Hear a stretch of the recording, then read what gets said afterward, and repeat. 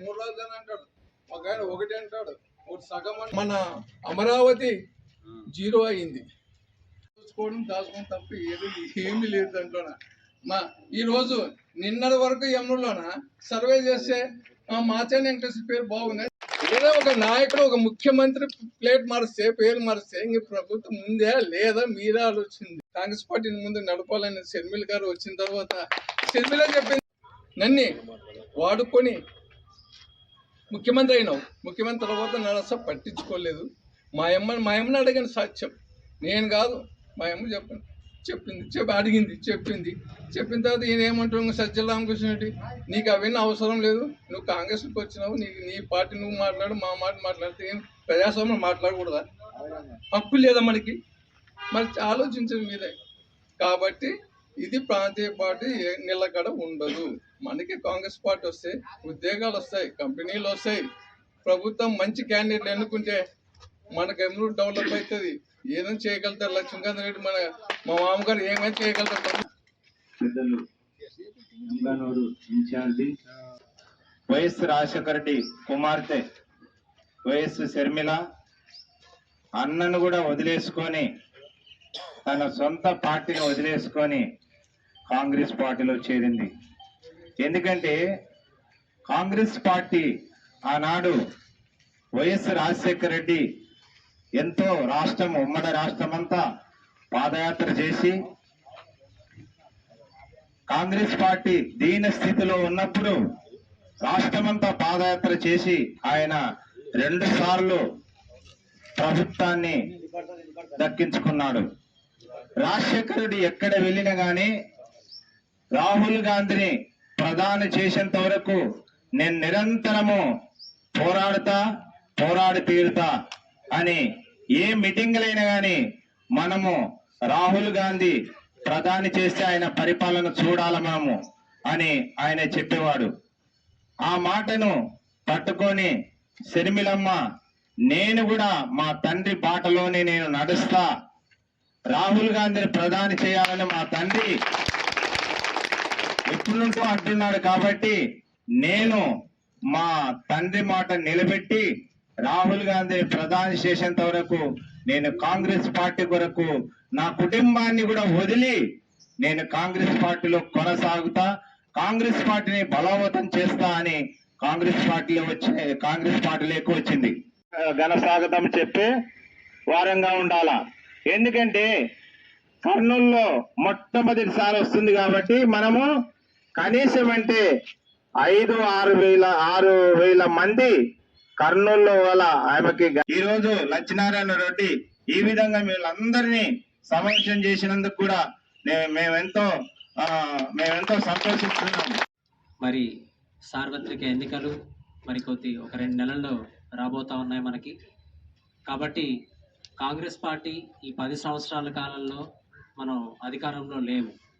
అయితే నేడు నూతనంగా పిసిసి బాధ్యత తీసుకున్నటువంటి షర్మిల గారికి మనం ఘనస్వాగతం పలకాలి.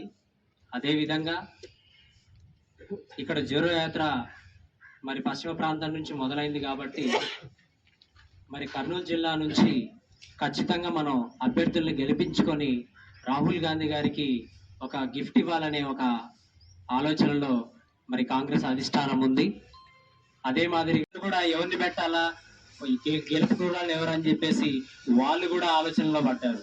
కాబట్టి ఇటువంటి సమయంలో దేశం బాగుండాలన్నా, రాష్ట్రం బాగుండాలన్నా, ప్రజలు సామరస్యంగా ఉండాలన్నా కాంగ్రెస్ పార్టీ రావడం ఎంతో అవసరం. ఈ యొక్క ఎమ్మిగనూరు నియోజకవర్గంలో పార్టీని బలోపేతం చేయాలని కోరుతా ఉన్నారు. దివంగత నేత డాక్టర్ వైఎస్ రాజశేఖర రెడ్డి కూతురు మన కాంగ్రెస్ పార్టీలోకి రావడం వల్ల మనం చాలా సంతోషకరమైన విషయం. మన 9.5 సంవత్సరాల్లో కాంగ్రెస్ పార్టీకి ఒక నాయకుడు లేడు, ఒక అండ లేరు, ఒక బలమైన శక్తి లేదు అనేది ఒక లోటుగా ఉండేది. కానీ ఈరోజు మనకు ఆ లోటు ఈనేటితో తీరిపోయింది. మనకు పిసిసి అధ్యక్షులు రావడం వల్ల మనకు ఆమె షర్మిలారెడ్డి గారిని చాలా అభినందిస్తున్నాం. రాత్రి అనక పగలనక ప్రతి జిల్లా తిరుగుతుంది.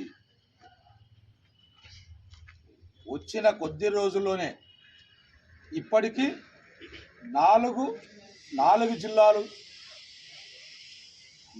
8 పార్లమెంట్లు సమీక్ష సమావేశాలు చేయడం జరిగినది.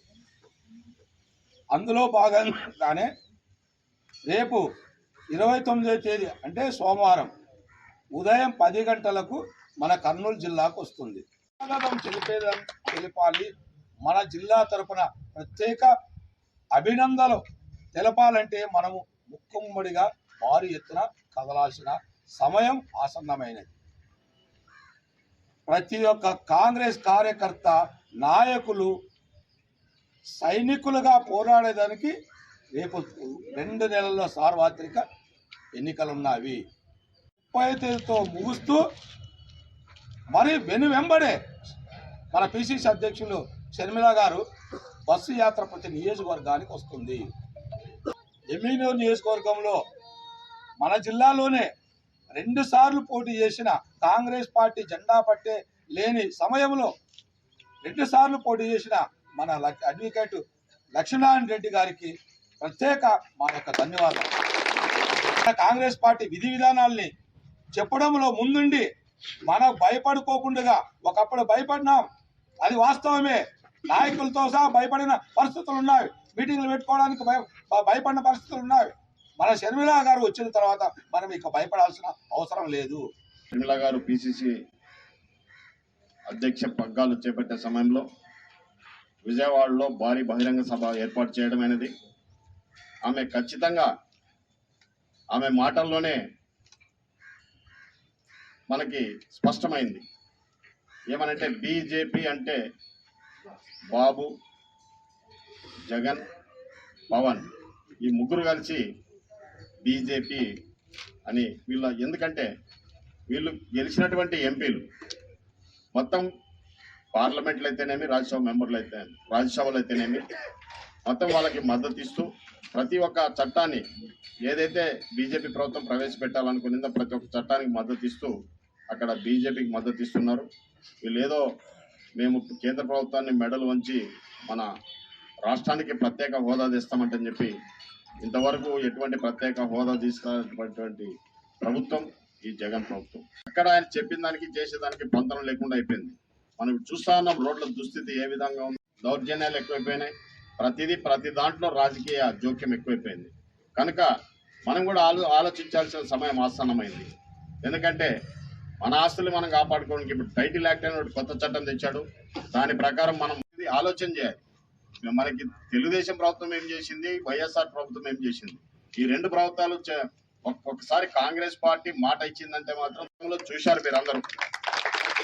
అది ఖచ్చితంగా చేసి చూపించేటటువంటి పార్టీ కాంగ్రెస్ పార్టీ. ఇప్పుడు తెలంగాణలో ఏవైతే హామీలు ఇచ్చారో వచ్చిన రెండు నెలల లోపలనే ఒకటికి సమైక్యమై మనమంతా రాబోయే రోజుల్లో మన ఎమ్మెనూరులో కాంగ్రెస్ జెండా ఎగరవేయాలనే మన ప్రియతమ నాయకురాలు వైఎస్ రాజశేఖర గారి ముద్దుల కుమార్తె షర్మిలారెడ్డి గారు ఉదయం 10 గంటలకి కర్నూలు రాబోతున్నారు. ఆమెకి మనమందరూ భారీగా తరలి వెళ్లి స్వాగతం పలకాల్సిందిగా మన ఎమ్మెల్యే తరఫున మిమ్మల్ని అందరికీ జై కాంగ్రెస్.